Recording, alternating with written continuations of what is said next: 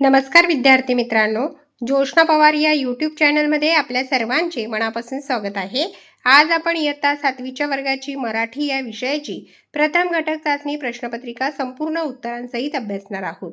तुम्हाला जर 7वीच्या वर्गाच्या इतर विषयांच्या प्रश्नपत्रिका अभ्यासायच्या असतील तर आपल्या डिस्क्रिप्शन बॉक्समध्ये इयत्ता 7वी प्रश्नपत्रिका प्लेलिस्ट देण्यात आलेली आहे। ती प्लेलिस्ट पहा आणि इतर विषयांच्या प्रश्नपत्रिकेचा देखील सराव करा। प्रश्न पहिला अ, पुढील आकृत्या पूर्ण करा। 2 गुणांसाठी।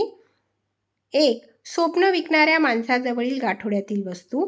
उत्तर: काजू, बदाम, किसमिस, वेलदोडे, सुपारी, खारीक, खोबरे।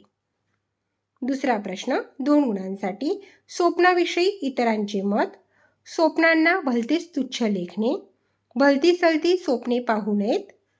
स्वतः आदर्श बनून वावरावे। स्वप्नाळू वृत्ती घातक असते। तिसरा प्रश्न बैलांचे खाद्य। पाचुंद्यातील सरमड। प्रश्न पहिल्यातील ब प्रश्न स्वप्न विकण्याचा आजार, गुडघेदुखी। 2.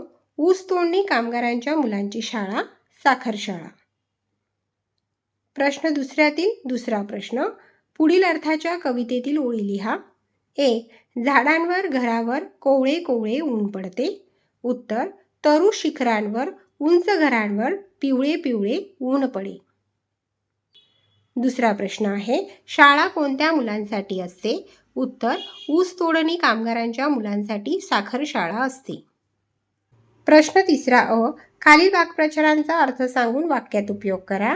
1. गराडा घालणे, त्याचा अर्थ आहे भोवतीने घेराव पडणे। वाक्य: जादूगाराचा खेळ संपताच मुलांनी त्याच्या भोवती गराडा पाडला। दुसरा वाक्प्रचार आहे तल्लीन होणे, त्याचा अर्थ आहे गुंग होणे। वाक्य: आई देवाच्या पूजेत पूर्णपणे तल्लीन झाली होती। प्रश्न तिसऱ्यातील ब प्रश्न 2 गुणांसाठी आहे। गटात न बसणारा शब्द शोधून लिहा। पहिल्या गटातील न बसणारा शब्द आहे शिक्षित। दुसरा गट त्यातील गटात न बसणारा शब्द आहे हरवणे। तिसरा गट त्यातील गटात न बसणारा शब्द आहे गरीब आणि चौथा गट त्यातील गटात न बसणारा शब्द आहे प्रभाव। प्रश्न चौथा खालील शब्दांसाठी कवितेत आलेले शब्द लिहा। 2 गुणांसाठी। 1. बासरी, पावा। 2. पृथ्वी, अवनी। 3. राग, रोष आणि 4. आकाश कवितेत आलेले शब्द आहे नभ। पहा विद्यार्थी मित्रांनो, या ठिकाणी आपण इयत्ता 7वीच्या वर्गाची मराठी या विषयाची प्रथम घटक चाचणी प्रश्नपत्रिका संपूर्ण उत्तरांसहित अभ्यासली। व्हिडिओ आवडल्यास व्हिडिओला लाईक करा आणि चॅनलला सबस्क्राईब करून ठेवा, जेणेकरून या पुढचे जे नवनवीन शैक्षणिक व्हिडिओ मी यूट्यूबवर टाकेन त्याची नोटिफिकेशन अगोदर तुमच्यापर्यंत पोहोचेल।